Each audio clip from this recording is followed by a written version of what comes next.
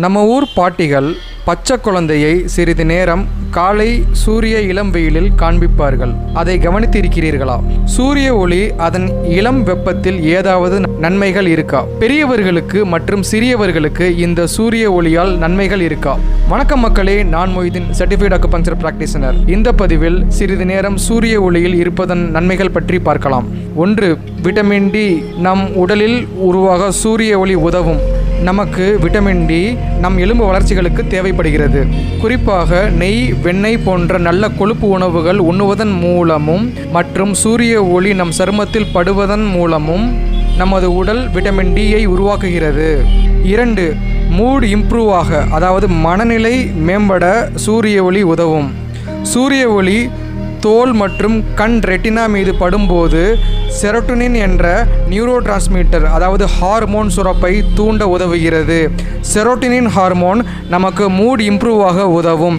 இந்த ஹார்மோன் உற்சாகம், மன அமைதி போன்ற குணங்களுடன் தொடர்புடையது. செரோட்டோனின் குறைவாக இருந்தால் மனிதர்கள் தம் மனநிலையில் சோர்வாக உணரலாம், அதாவது they are not feeling good என்ற உணர்வு. 3. மெலோட்டோனின் என்ற ஹார்மோன் சுரப்பை சூரிய ஒளி பாதிக்கும், அதாவது குறைக்கும். இரவு, அதாவது இருள் அல்லது டார்க்னஸ் மெலோட்டோனின் ஹார்மோன் சுரப்பை அதிகரிக்கிறது. மெலோட்டோனின் நம் உடலை தூக்கத்திற்கு தயார் செய்கிறது. பகலில் சூரிய ஒளி மெலோட்டோனின் அளவை குறைத்து உடலை விழிப்புடன் இருக்க உதவுகிறது. அதனால் பகலில் சூரிய ஒளி கிடைப்பது உடலின் பயாலஜிக்கல் கிளாக்கை சீராக வைத்திருக்க உதவலாம். 4. சில வைரஸ்களின் பரவல் சூரிய ஒளியால் பாதிப்பு அடைகிறது.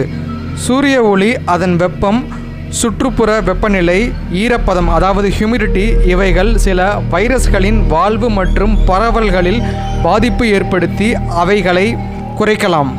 நீங்கள் கவனித்திருக்கலாம், பல வைரல் ஃபீவர்ஸ், அதாவது வைரல் காய்ச்சல் காலநிலை தட்பவெப்பநிலைக்கு ஏற்றாற்போல் அதிகம் அல்லது குறைவாக நம் சமூகங்களில் காணப்படலாம்.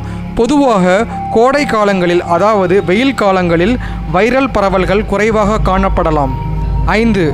சூரிய ஒளியில் புற ஊதா கதிர்கள், அதாவது யூவி கதிர் இருக்கிறது.